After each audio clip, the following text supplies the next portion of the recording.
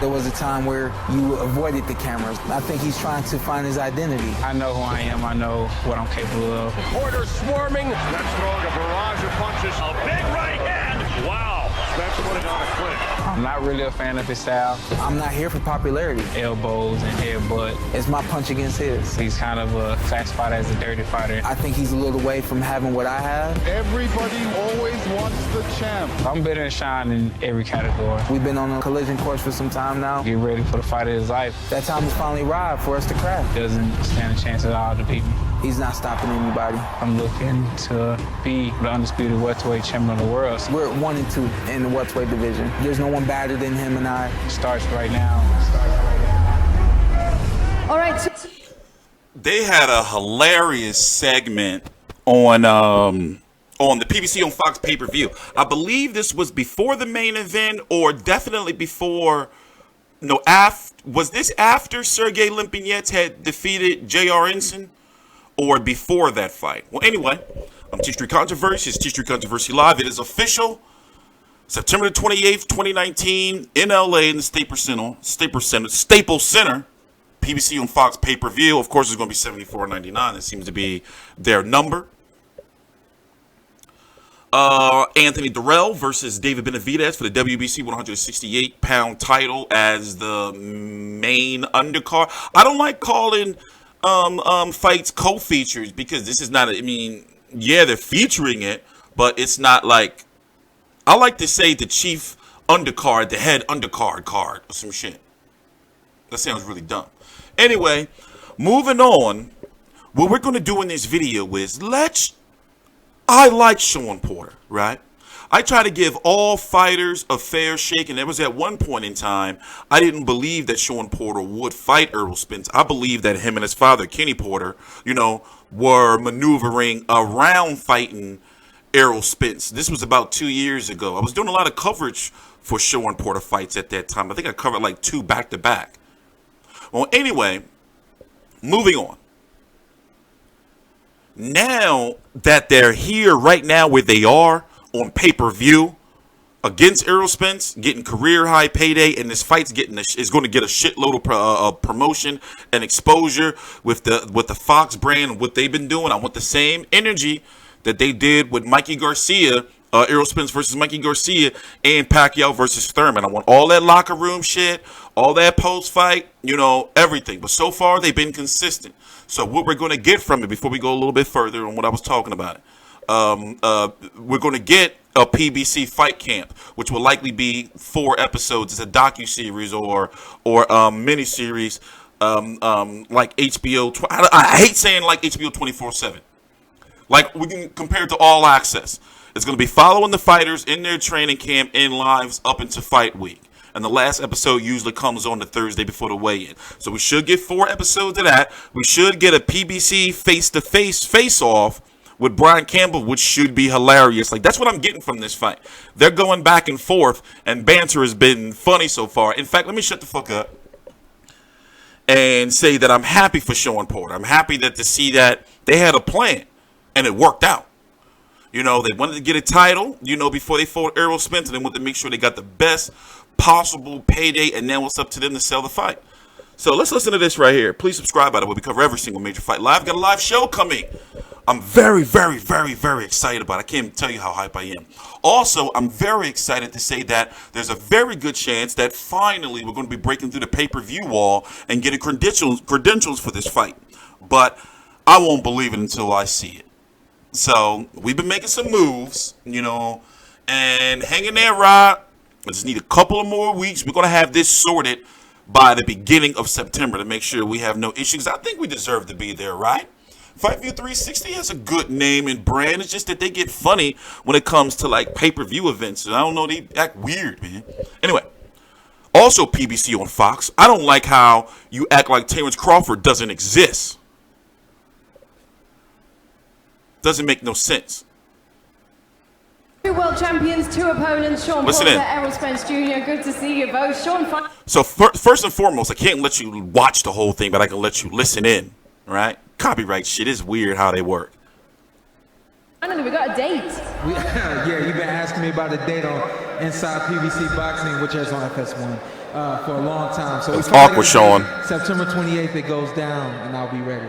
So listen, the winner of this one would hold the W. Oh, my bad. They were having mic issues. So listen in now. My bad. And Shawn was acting real awkward right there. Title and the IBF title. Do you consider this the fight that decides the main man in the division? Oh, for sure. This is the fight that decides who's the man. I consider him be the number 2 to me, and I'm sure he considers to be number 2 to him. So this is going to settle it all. Well, see, I've heard you go back and forth with Keith Thurman a bunch of times on this. Shawn has very much wanted to impose on Keith Thurman that he is the B-side in this fight tonight. Who do you consider to be the A-side? In the Thurman fight, I consider Pacquiao to be the A-side. I mean, he's a Hall of Famer. He's the guy. You talking about me and me and Porter? Oh, I'm definitely the A-side. I mean, like I said, the guy can't sell out a family dinner. I've been said that. It's the reason why he never fought in Cleveland, Ohio. It's the reason why when he fought in L.A., they didn't show the lights in the stands because they knew nobody was there when he fought Ugas. I have a question, though, because I feel like you two came up together in boxing. You seem to have a good relationship for a period of time. It does seem to have deteriorated. Who started? That was crazy right there. That was kind of a low blow. You know? Can't sell out a family dinner. But he's been saying it, and Errol Spence is the A-side. You know? But Shawn Porter, he's gotten better on the microphone, and this PBC. I've always said that announcer jobs really help fighters in commentary. Like, he's carved out a nice niche for himself with the extravagant, flamboyant suits. I like that shit though. I like that shit. I ain't gonna lie. The green one, no. And then I guess he didn't think, he forgot that it was St. Patty's or something. I wasn't feeling the green one. I wasn't feeling the leprechaun look. But listen to this right here though, from the press conference. If you didn't get to watch, the press conference took place before Pacquiao versus Thurman activities started. So listen here. Listen to this. When him and I get in the ring. And speaking of excitement, Errol, how excited are you to know that a guy went ahead and said, you know what, I want him, I want you? Does that amp you up knowing that you're going to have someone that's going to come forward and bring his best, especially under the bright lights at the Staples Center in Los Angeles? With all due respect, he didn't want me, I wanted him. You know, right now I feel like I got these welterweights boxing to a corner. They don't have no choice but to come out. You know, I'm the top guy. He didn't have nobody else to fight. I'm the money fight. I'm the guy that he was gonna make the fight pay-per-view and make the most money. So I feel like he didn't have a choice but to fight me. And then when I called him out, got in the ring, you know, it just had to happen. You know, Shawn Porter is a guy that's willing to face everybody and willing to fight everybody, but he wasn't in a rush to fight me. How do you respond to those comments, Shawn? Well, he knows the world of boxing. He knows the way the business of boxing works. He got in the ring and said to himself, I love you and your dad, but I want to fight you. I said, all right, this is the easiest fight to be made in boxing. And at the end of it, he knows that the business of boxing did not revolve around me fighting him next. Whoever it was that allowed him to get in the ring, he got in the ring and said what he wanted to say, but that was not going to prevent the business from boxing from moving. The business of boxing moved me towards Dennis Ugas. I beat and got past Dennis Ugas, and now here we are. So why are we even talking about last year? Let's talk about Dennis Ugas, or your Dennis Ugas. Let's talk about that. Shawn Porter tried to box, and he had a lot of issue getting in on the inside against a southpaw. Errol Spence is a southpaw. Errol Spence, you're going to say it's better than your Dennis Ugas, right? Remember, your Dennis Ugas has got a weird career. He once lost to a married mom. No disrespect to a married mom, but I can't see how did that happen. But, you know, fighters grow. They get better throughout time. Now your Dennis Ugas is a top contender. And your Dennis Ugas might be forced to fight Danny Garcia. Or they might be forced to fight each other because it's getting top-heavy at that division. Remember, these Heyman fighters have matured. They're all getting their pay-per-view fights. The top Heyman 147-pounders, Adrian Broner got his. Errol Spence is now getting 2. Shawn Porter's getting his. Now Danny Garcia's got to get his. They wanted to do Danny Garcia versus Mikey Garcia, and from my understanding, they wanted this to be on free TV, but Errol Spence pushed for it to be on pay-per-view, and now it's up to the fighters to sell. But with the PBC, I really like what PBC on Fox has been doing with their fights. I'm sorry, they've been consistent.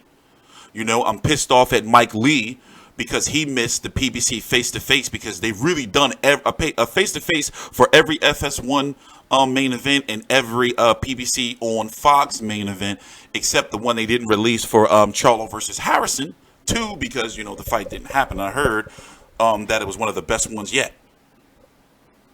So in this case, I expect for this one to be pretty good. But let's talk about the fight. Let me give you my brief prediction. I'm sorry, but from what I'm seeing, I don't know how Shawn Porter's going to be able to get in on the inside. How's he going to get in on the inside? He's got a lot of work he's going to have to do. But can he take advantage of what seems to be this new Errol Spence? Now, listen, I'm no stranger to drinking, all right? I'm no stranger to partying and, you know, living life to excess in the past. So I don't give Errol Spence no shit as long as he do his shit in the ring. And he's always, from what we see, he's always working on his craft. Yeah, he's like, a super millionaire now. And life has changed, and this is the biggest I've ever seen him outside of the ring. I mean, he's huge. I mean, outside of in between camps. So maybe Shawn Porter, and them can take advantage of this and find something to say like, yeah, he's not focused no more, or he thinks it's going to be an easy fight. Shawn Porter's going to need a lot of head movement. Errol Spence is see, he can be the pressure fighter, power puncher, but also he can box. He can move. He's got the he's fundamentally sound. Shawn Porter, 32-1 with 17 KOs. I had him beating your Dennis Ugas off of activity. Very tough fight to score, by the way. And yes, it wasn't a lot of people there. Shawn Porter is one of those guys you got to match him up. Like on his own, he doesn't seem to draw very well. You got to match him up with big names for that draw to happen. The Danny Garcia fight, I think he won that fight. Adrian Granados, Andre Bird. This is a hell of a resume. Adrian Broner, win or loss. Kell Brook. I remember what he did to poor Paulie. Devin Alexander, Julio Diaz twice. One of these was both of these showbox or just this one? This one was the main event of showbox. I believe it was that one. And Errol Spence. The first time I ever seen Errol Spence hurt, it was a Fox Sports 1 card years ago. And I can't remember that dude's name. And there's footage out there. He got hit. He was like, shit. Or something like that. Anybody remember that fight? It was Fox Sports 1 years ago. Don't you know Omar Figueroa had beat Errol Spence in the amateurs? Crazy world. I wonder if that's that fight, as I said before, that Errol Spence said he was up all night playing Madden for and he had lost the fight or some shit. I think that Errol Spence right now, see, here's the thing. I like Terrence Crawford's skill set over Errol Spence's. I think Terrence Crawford has that he can figure you out and adjust to where Errol Spence, to me, is the number one 147-pounder. By the way, the winner of Spence versus Porter is on the right timeline to fight Pacquiao when he returns in January of 2020. But it's going to be up to Manny Pacquiao to choose whether he's going to fight the winner. He said he's going to be there in attendance. A little bit of Manny Pacquiao in his world, perfect world for him, he would fight well, in a perfect, I guess, he would fight the winner of Spence versus Porter, hopefully, in a perfect world for fans. And then, winner loss, he fights Mayweather. I don't want to talk about that. You know what? I'm not even going to say, let's keep it on Spence versus Porter. I'm interested to see what they do with the undercard and if they keep up the same energy, in regards to putting on a stacked undercard like they did with Pacquiao Thurman. But in this case, this card, no disrespect to the fighters, is not going to generate near as much income, especially, overseas and anywhere else than, Pacquiao Thurman. So they're going to have to be really, really creative. So I expect for David Benavidez and Anthony Durrell to be You know, I mean, it is the chief support, but as I'm looking, I'm trying to figure out who they can possibly put on the undercard. I expect for it to be showcase fights, you know. But September the 28th, of course, I'm going to be here. I'm not going to the fight, trying to get my colleague to the fight. You know, they just act, I just don't get it. You know, but we got our foot, you know, really, really in the door right now.